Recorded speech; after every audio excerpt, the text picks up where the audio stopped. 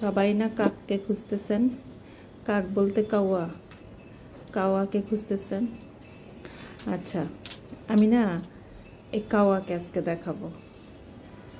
আমি যখনই এই যে মুরগি কাটাকাটি, মাংস কাটাকাটি, মাছ কাটাকাটি করি, আমার এই কিচেনের সামনেই অনেক কাওয়া বা কাক যাই বলেন, জাস্ট ফান বললাম আর কি, এইগুলোকে আমি লালন পালন করি। লালন পালন বলতে এগুলো চলেই আসে আমার সামনে। কি করব, আমি তো আর জানালা আটকে রাখতে পারবো না। আমার জানালা, কিচেনের জানালা তো খোলাই রাখতে হবে। যাই হোক, আমিও জানি সেদিন এনারা আসবেন, তা আমিও আমার কুটা বাছা সব সযত্নে সুন্দর করে তাদের জন্য রেডি করে ফেলে।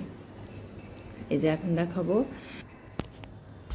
কাক বাপজান চলে আসবে, আমি তাকে সযত্নে, দেখেন আমি জায়গাটা কিন্তু ক্লিন করে রাখি তাকে দেওয়ার জন্য।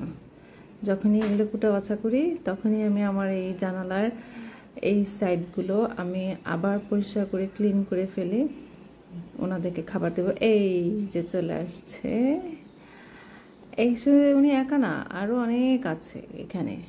এখানে একটা নারকেল গাছও আছে, এনারা এখানে বাসা বাসা সুন্দর করে বাসা বানিয়ে থাকে, আর বাচ্চা টাচ্চাও ফুটায়। মাঝে মধ্যে আমি এগুলোকে দেখি।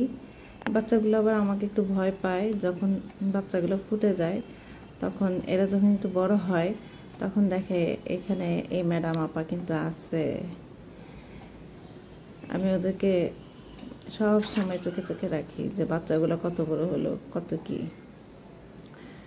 আবার দিলাম, এখনই আবার একজন চলে আসবেন। এরকম একজনের পর একজন আসতে থাকে আর আমি দিতে থাকি। আমার কুটা বাছা বাইরে ফেলতে হয় না, এনারা খেয়ে ফেলে।